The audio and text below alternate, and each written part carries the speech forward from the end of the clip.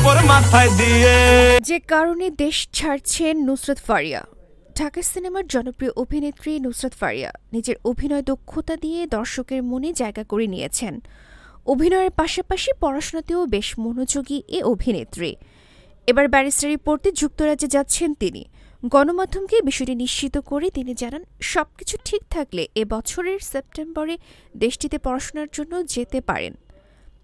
লন্ডনে পড়তে যাওয়ার সিদ্ধান্ত নিয়েছি উল্লেখ করে ফারিয়া বলেন, এবার লন্ডনে বার অ্যাট ল পড়তে যাওয়ার সিদ্ধান্ত নিয়েছি। এটা আমার দীর্ঘদিনের স্বপ্ন। অভিনয়ের পাশাপাশি ডিগ্রিটাও সম্পন্ন করতে চাই। এর আগে ইউনিভার্সিটি অব লন্ডন থেকে ব্যাচেলার্স অব লতে 4 বছরের শিক্ষা জীবন শেষ করে সেকেন্ড ক্লাস পেয়েছিলেন নুসরাত ফারিয়া। উল্লেখ্য, ফারিয়া প্রথম রেডিও জকি হিসেবে তার কর্মজীবন শুরু করেন। এরপর মডেলিং এবং বিজ্ঞাপনের মাধ্যমে শোবিজে প্রবেশ করেন।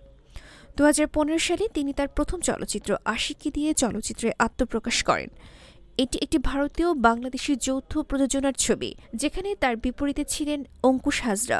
এই চলচ্চিত্রটি বাণিজ্যিকভাবে সফল হয় এবং নুসরাত ফারিয়াকে জনপ্রিয় করে তোলে। বিনোদন ডেস্ক, গণমানুষের আওয়াজ।